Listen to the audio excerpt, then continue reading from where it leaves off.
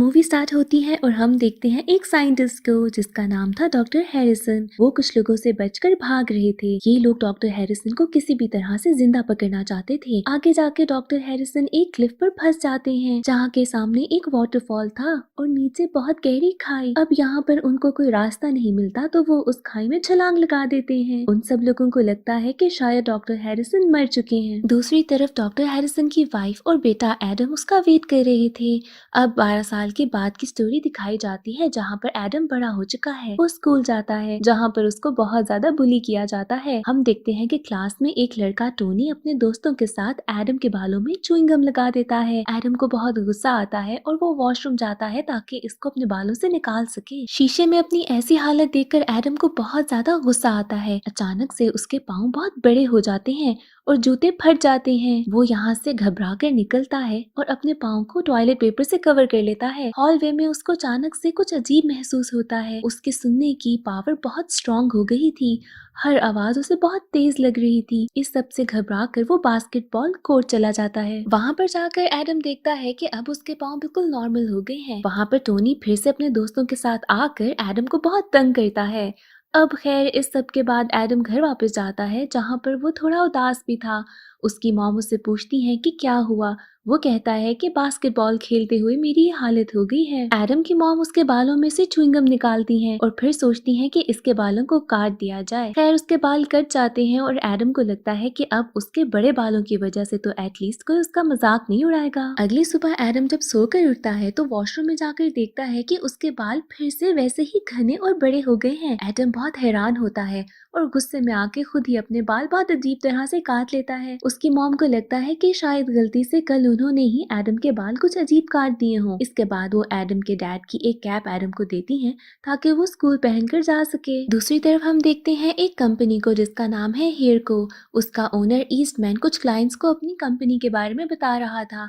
वो बताता है कि कैसे वो नेचुरली बालों को अच्छा बनाने के लिए एक्सपेरिमेंट्स करते हैं और यहाँ पर वो एक्सपेरिमेंट्स कर रहे हैं कि ह्यूमन डीएनए के साथ साथ एनिमल डीएनए को मिलाया जाए ताकि नेचुरली बाल बहुत खूबसूरत हो जाएं। ईस्टमैन क्लाइंट से अपनी टीम के साइंटिस्ट को मिलवाता है। इसके बाद वो बताता है कि अभी एक लाइव डेमो भी दिखाया जाएगा जिसके बाद एक इंटर्न को बुलाया जाता है और उसमें वो सीरम इंजेक्ट किया जाता है। अब उसके बाल अचानक से निकल तो आते हैं जो कि बहुत ही घने और शाइनी थे बट वो कुछ ज्यादा देर के लिए स्टेबल नहीं रहते और यहाँ पर वो क्लाइंट्स जब क्वेश्चन करते हैं तो ईस्टमैन उनको बताता है कि हम अभी भी रिसर्च कर रहे हैं और ये कामयाब हो ही जाएगा। दूसरी तरफ एडम की कंप्लेन की वजह से प्रिंसिपल ने टोनी और उसके दोस्तों को सस्पेंड कर दिया था। प्रिंसिपल एडम को अपने ऑफिस में बुलाते हैं और उसे कहते हैं कि स्कूल में तो कैप पहनना अलाउड नहीं है, इसको उतार दो। एडम जब कैप उतारता है तो वो फिर से हैरान रह जाता है क्योंकि उसके बाल फिर से लंबे और घने हो गए थे। इसके बाद जब एडम स्कूल से वापस जाता है तो टोनी और उसके दोस्त दोबारा से एडम को घेर लेते हैं क्योंकि वो उसको ब्लेम कर रहे थे कि तुम्हारी वजह से हम लोग सस्पेंड हुए हैं। ये लोग एडम को एक जगह पर जाकर रोक लेते हैं और उससे लड़ने लगते हैं। अब अचानक से एडम बहुत ही अमेजिंग तरीके से लड़ने लगता है और एडम खुद भी थोड़ा अमेज हो जाता है कि मैं इतनी अच्छी फाइट कैसे कर सकता हूँ। घबराकर एडम घर वापस आता है और टोनी और उसके दोस्त एडम को फॉलो करते करते उसके घर तक पहुंच जाते हैं जिसके बाद टोनी एक पत्थर मारकर उसके घर की विंडो को तोड़ देता है। यहाँ पर एडम उस कांच को उठाने लगता है। कोने में उसको एक छोटा सा बॉक्स मिलता है जिसको बहुत ही मुश्किल से वो जब निकालता है तो देखता है उसमें कुछ लेटर्स हैं और एक एड्रेस भी। रात को उसकी मॉम जब वापस आती है तो एडम बहुत परेशान बैठा था। जब वो पूछती है कि क्या हुआ तो एडम बताता है कि कैसे आपने सारे लेटर्स जो डैड ने भेजे थे मुझसे छुपाए हैं। वो अपनी मॉम से बहुत ज्यादा नाराज होता है। यहाँ पर वो उसे एक्सप्लेन भी करना चाहती है बट एडम कुछ भी नहीं सुनता और रात को वो उस लिखे हुए एड्रेस पे निकल जाता है। एडम को एक ट्रक ड्राइवर मिलता है जो कि एडम को उस बताए हुए एड्रेस तक छोड़ देता है। वहाँ पर हर तरफ ही जंगल था। एडम एक ऊंची सी क्लिफ पर पहुंचकर आसपास देखता है तो पीछे से उसे गुर्राने की आवाज आती है। डर कर एडम वहाँ से भागता है और एक किसी हंटर के बिछाए हुए ट्रैप में फंसकर वो वहां से गिरता है और दूसरी रोड पर जाकर गिर जाता है। यहाँ पर तो एडम बेहोश था और हम देखते हैं एक ट्रक तेजी से एडम की तरफ आ रहा है। ट्रक ड्राइवर वहां पर किसी मैप को देख रहा था और उसका ध्यान रोड पे बिल्कुल भी नहीं था। अचानक से जब ड्राइवर की नजर रोड पे पड़ती है तो वो देखता है कि एडम को कोई साया उठाकर लेके जा रहा है और वो ये सब कुछ अपने मोबाइल में रिकॉर्ड कर लेता है। जब वो बाद में वीडियो देखता है तो वो समझ आता है कि एडम को बचाने वाला बिगफुट है। अब कुछ पैसों के लिए वो इस वीडियो को किसी न्यूज़पेपर में सेल आउट कर देता है। दूसरी तरफ जब सुबह एडम की मॉम रूम में जाती है तो देखती है कि एडम अपने रूम में नहीं है और वो समझ जाती है कि एडम जरूर अपने फादर को ढूंढने के लिए निकला है और इसके बाद वो भी उस जंगल की तरफ निकल जाती है। उस ट्रक ड्राइवर की वीडियो बहुत वायरल हो जाती है और ईस्टमैन उस वीडियो को देखने के बाद समझ आता है कि यहाँ पर वो बचाने वाला और कोई नहीं डॉक्टर हैरिसन खुद है और एडम का कोई ना कोई रिलेशन तो उस बिगफुट से होगा ही। इसके बाद वो ये भी समझ आता है कि डॉक्टर हैरिसन जिसको ये लोग समझ रहे थे कि मर चुका है वो मरा नहीं था। वो कुछ बंदों को उसके घर भेजता है जहाँ पर उनको कुछ फोटोज मिलती हैं इनकी फैमिली की और वो सारे लेटर्स जो कि डॉक्टर हैरिसन ने अपनी फैमिली को लिखे थे। एडम की जब आंख खुलती है तो वो सामने अपने बिगफुट को देखता है और बहुत ज्यादा घबरा जाता है। यहाँ पर बिगफुट उसे बताता है कि मैं कोई और नहीं तुम्हारा डैड हूँ। एडम को कुछ समझ नहीं आती पर जब वो ध्यान देता है तो आसपास बहुत से फोटो फ्रेम्स थे जिसमें उसकी मॉम की और डैड की पिक्चर्स भी थी। डॉक्टर हैरिसन एडम को बताते हैं कि कैसे एक बड़ी कंपनी उस पे एक्सपेरिमेंट कर रही थी जिसकी वजह से उसकी फैमिली को भी खतरा हो सकता था। तो अब यहाँ पर दूर छुपने के अलावा कोई रास्ता नहीं था। दूसरी तरफ हम देखते हैं एडम की मॉम को जो जंगल के रास्ते में ही किडनैप हो जाती हैं ईस्टमैन के लोगों से। यहाँ पर एडम अपने डैड को बताता है कि उसके पास भी कुछ अजीब सी पावर्स हैं जैसे कि उसके बाल बहुत जल्दी निकल आते हैं। अब यहाँ पर डॉक्टर हैरिसन उसे बताते हैं कि क्या तुम्हें याद है इस एक्सपेरिमेंट में तुम्हें कितनी चोट लगी थी, मैंने अपनी हीलिंग पावर से तुम्हें हील किया है। डॉक्टर हैरिसन एडम को बताते हैं कि तुम्हारे पास पावर्स हैं जैसे कि तुम दूर की बातें भी सुन सकते हो और तुम्हारे पाँव जो बड़े हो गए हैं वो तुम्हें तेज भागने में मदद करेंगे। और साथ ही साथ एक और स्पेशल पावर के बारे में भी बताते हैं कि तुम एनिमल से भी बात कर सकते हो। इसके साथ डॉक्टर हैरिसन अपने कुछ दोस्तों से भी मिलवाते हैं जो कि एनिमल्स थे। उनमें एक बियर भी था जिसके साथ एडम मिलके कुछ हंटर्स को भगाता है। एडम अपने फादर के साथ जंगल की लाइफ बहुत एंजॉय करने लगा था। यहाँ पर हम इनके बहुत ही क्यूट मोमेंट्स भी देखते हैं। डॉक्टर हैरिसन एडम को बताता है कि कैसे वो समझ चुका था कि बहुत पहले से ही उसके डीएनए में कुछ बहुत खास बात है और ईस्टमैन ने इसी वजह से उसे अपने साथ मिलाने की कोशिश भी की थी बट वो इनकार कर देता है जिसकी वजह से ईस्टमैन ने उसे बहुत धमकाया भी था और हैरिसन को अपनी फैमिली को छोड़कर जाना पड़ा था। यहाँ पर उसकी रिसर्च को ईस्टमैन ने चुरा लिया था। वहाँ पर ईस्टमैन एडम की मॉम से इंफॉर्मेशन लेना चाहता था कि बिगफुट और एडम कहाँ हैं, बट वो कुछ भी नहीं बताती। यहाँ पर दो रैकून्स जो कि डॉक्टर हैरिसन के फ्रेंड थे सब कुछ देख लेते हैं और घर आकर बताते हैं कि कैसे एडम की मॉम को किडनैप कर लिया गया है। ये सब सुनकर दोनों बहुत ही ज्यादा परेशान होते हैं और एडम खुद को ब्लेम करता है कि अगर मैं उनको अकेला छोड़कर ना आता तो ऐसा कुछ भी नहीं होना था। यहाँ पर हैरिसन उसे मना करता है कि परेशान मत हो, हम ढूंढ लेंगे उन्हें, बट एडम उनकी बात नहीं सुनता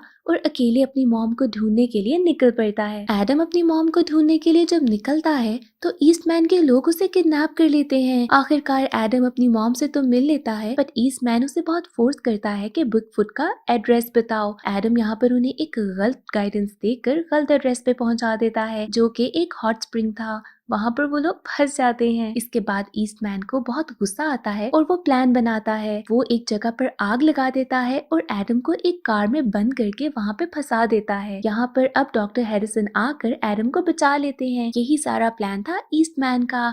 अब एक डांट लगता है हैरिसन को और वो बेहोश हो जाता है। एडम बहुत कोशिश करता है कि किसी तरीके से अपने डैड को उठा ले बट यहाँ पर एक बहुत बड़ा जला हुआ दरख्त उन पे गिरने लगता है। डॉक्टर हैरिसन का दोस्त जो कि बियर था वो आकर एडम को तो बचा लेता है और इससे पहले कि वो डॉक्टर हैरिसन को बचाते ईस्टमैन उनको उठाकर ले जाता है। अब एडम और बाकी बिगफुट के दोस्त जो जंगल के थे वो सब मिलकर प्लान बनाते हैं कि हमें किसी तरीके से बिगफुट को बचाना होगा। ये सब उसी रेस्टोरेंट में जाते हैं जहाँ पर ईस्टमैन के लोग रुके थे। वहाँ पर उनकी बहुत सारी कार्स भी थी और ये सब एक कार में चढ़ जाते हैं। दूसरी तरफ ईस्टमैन डॉक्टर हैरिसन पे एक्सपेरिमेंट्स करने लगता है और जब वो नहीं मानता तो कहता है कि अगर तुम हमारे साथ कोऑपरेट नहीं करोगे तो तुम्हारी फैमिली बहुत ही ज्यादा खतरे में होगी।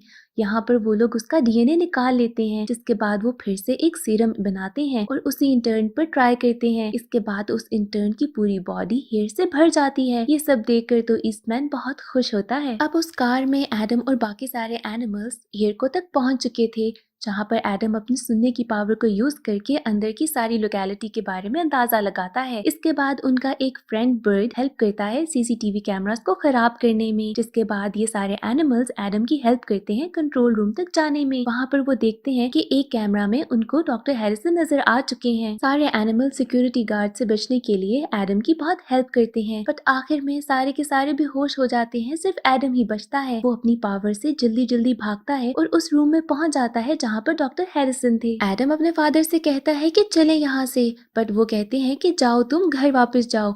एडम को कुछ समझ नहीं आती और इतनी देर में ईस्टमैन भी वहाँ पहुँच जाता है। वो एडम से कहता है कि तुम्हारे फादर अपनी मर्जी से यहाँ पर रुके हैं और हमने उन्हें जबरदस्ती नहीं रोका। एडम बहुत कंफ्यूज था। उसके फादर उसे कहते हैं कि ईस्टमैन सच बोल रहा है और मैं यहाँ अपनी मर्जी से रुका हूँ, तुम घर वापस जाओ और अपनी मॉम का ख्याल रखना। एडम समझ जाता है कि उसके फादर ये सब उसे बचाने के लिए कर रहे हैं। जब वो वापस जाता है तो रास्ते में देखता है कि कैसे बियर, रैकून्स और उसके बाकी सारे फ्रेंड्स को इन लोगों ने कैद कर लिया है। जब वो सारे एनिमल्स एडम को जाते हुए देखते हैं तो उन्हें लगता है कि एडम ने इन्हें धोखा दिया है। एडम के माइंड में तो कुछ और ही प्लान था। वो बाहर जाते जाते फायर अलार्म बजा देता है, जिसके बाद पहले तो मेन डोर सारे बंद हो जाते हैं। ईस्टमैन सिक्योरिटी रूम में कहता है कि सारे दरवाजे खोले जाएं, बट वहाँ के गार्ड को लगता है कि शायद सच में कहीं आग लग गई है और वो इमरजेंसी इवैक्यूएशन बटन दबा देता है, जिसके बाद सारे के सारे लोग बाहर की तरफ भागने लगते हैं। यहाँ तक कि एक सिक्योरिटी गार्ड ईस्टमैन को उठाकर भी सिक्योर करने के लिए बाहर ले जाता है। दूसरी तरफ एडम बिल्डिंग में दोबारा वापस जाता है और सारे दोस्तों को छुड़ा देता है। इसके बाद वो अपने फादर के पास जाता है, जो कि उन्हें फिर से यही कहता है कि तुम अपनी मॉम के पास जाओ। एडम उन्हें कहता है कि अगर आप हमारे साथ नहीं गए तो मैं ईस्टमैन को बता दूंगा कि मैं भी स्पेशल हूँ। डॉक्टर हैरिसन तो ये बिल्कुल नहीं चाहते थे कि ईस्टमैन को पता चले कि एडम भी एक बिगफुट है। वो एडम से कहते हैं कि ठीक है, मैं तुम्हारे साथ चलता हूँ, बट हमें इस फैसिलिटी को पूरी तरीके से तबाह करना होगा। इसके बाद वो वहाँ पे रखे हुए सारे कंटेनर्स को तोड़ने लगते हैं। दूसरी तरफ हम देखते हैं कि एडम की मॉम को उन्हीं के घर में ईस्टमैन के लोगों ने कैद किया हुआ है। वहाँ पर एक सिक्योरिटी गार्ड जब जाता है वॉशरूम में तो देखता है कि बिन में एडम के कुछ बाल पड़े हैं और वो ये बात जाकर ईस्टमैन को बताता है, जिससे शायद क्लियर था कि एडम भी एक बिगफुट है। एडम उसके फादर ने बाकी सारे सिलेंडर्स को तबाह कर दिया था। सारी की सारी कंपनी गैस से भरी हुई थी। जब ये दोनों गेट तक पहुंचते हैं तो वो लॉक था। बाकी सारे लोग और एनिमल्स तो बिल्डिंग से जा चुके थे। अब ये दोनों वेंट्स के थ्रू टॉप तक पहुंचते हैं, जहाँ पर कुछ पाइप्स पे जिप लाइन के थ्रू ये लोग नीचे उतरते हैं। वहाँ पर ईस्टमैन पहुंच चुका था और उसके आदमी एडम की मॉम को भी लेकर वहाँ पर आ गए थे। ईस्टमैन बताता है कि कैसे अभी उसे बिगफुट की कोई जरूरत नहीं, क्योंकि एडम का राज सबके सामने आ चुका है। इसके बाद वो एक डार्ट से डॉक्टर हैरिसन को बेहोश कर देते हैं और उसके बाद ब्रिज से उसे नीचे गिरा देते हैं। एडम के पास एक फ्लेयर गन थी, वो उनसे लड़ने लगता है, जिसके बाद ईस्टमैन कहता है कि ये गन कुछ और नहीं, सिर्फ एक फ्लेयर गन है, इससे तुम क्या लड़ोगे। ईस्टमैन के ऐसे कहने के बाद एडम वो फ्लेयर गन चला देता है और वो फ्लेयर बिल्डिंग के अंदर जाती है और जैसे ही गैस से कांटेक्ट में आती है वहाँ पर एक बहुत ही ज्यादा बड़ा धमाका होता है और पूरी की पूरी हेयरको कंपनी तबाह हो जाती है। इस धमाके के साथ साथ ईस्टमैन भी नीचे गिर जाता है ब्रिज से। इसके बाद एडम अपने फादर को ढूंढने के लिए ब्रिज से नीचे छलांग लगा देता है। एडम अपने फादर को ढूंढते हुए जब उनके पास पहुंचता है तो देखता है कि वो बेहोश हैं। एडम बहुत उदास हो जाता है और वो जैसे ही अपने फादर को टच करता है उसके हाथों में से भी वही हीलिंग पावर्स निकलती हैं। यहाँ पर एडम अपनी पूरी ताकत से हीलिंग पावर्स यूज करके अपने फादर को हील करता है। यहाँ पर ईस्टमैन भी पहुंच जाता है और वो उन पर एक गन पॉइंट करता है। यहाँ पर पहुंचती है एडम की मॉम, जो कि एक डार्ट से उस पे हमला कर देती हैं। यहाँ पर ईस्टमैन बेहोश हो जाता है और हम सबको पता चलता है कि ईस्टमैन तो बिल्कुल बॉल्ड है, यानी कि गंजा, और यही रीजन था जिसकी वजह से वो बालों को लेकर इतना ज्यादा पोजेसिव था। अब हम देखते हैं कि डॉक्टर हैरिसन यानी कि बिगफुट अपनी फैमिली के साथ रहने लगा है और जंगल के सारे दोस्त भी उनके साथ ही वहाँ पर हैं। ये सब बहुत खुश हैं और साथ ही न्यूज में पता चलता है कि कैसे ईस्टमैन को पुलिस ले गई थी क्योंकि वो इलीगल एक्सपेरिमेंट्स करता था। दूसरी तरफ एडम जब स्कूल जा रहा था तो टोनी और उसके दोस्त आके फिर से उसे तंग करने लगते हैं, पर इस बार वो अकेला नहीं था। जंगल का वो बियर आकर उसका साथ देता है। इसके बाद हम देखते हैं कि एडम अपनी क्रश एमा से मिला है, जहाँ पर वो उसके बड़े से पाँव को देखती है। एडम थोड़ा एम्बैरस भी होता है, बट वो एडम से कहती है कि तुम ऐसे ही अच्छे हो, और एडम खुश होता है कि फाइनली कोई तो है जो कि उसकी फिजिकल अपीयरेंस से परेशान नहीं है। और इसी के साथ ये बहुत ही खूबसूरत मूवी एंड हो जाती है।